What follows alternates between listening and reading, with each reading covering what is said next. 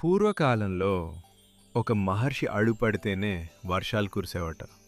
అతడే ఋష్యశృంగుడు. కానీ అతని జీవితంలో ఎప్పుడూ చూడని ఒక పరీక్ష మొదలైంది. ఇక్ష్వాకు వంశంలో జన్మించిన దశరథ మహారాజుకు సంతానం లేదు. అశ్వమేధ యాగంతో పాటు పుత్రకామేష్టి యాగం చేయాలని సనత్కుమారుడు ఉపదేశించాడు. ఈ 2 యాగాలు చేయగలవాడు ఒక్కరే, ఋష్యశృంగుడు. అతడు లోకసుఖాలకు దూరంగా ఆశ్రమంలోనే పెరిగిన మహర్షి. స్త్రీ పురుష భేదమే తెలియని పవిత్రమైన జీవితం అతనిది. అదే సమయంలో అంగదేశంలో కరువు వచ్చింది. వర్షాలు ఆగిపోయాయి. ఋష్యశృంగుడు ఈ దేశంలో అడుగు పెడితే వర్షాలు తప్పకుండా కురుస్తాయి అని మహర్షులు చెప్పారు. కానీ సమస్య ఒక్కటే, ఋష్యశృంగుడికి కోరికలు లేవు.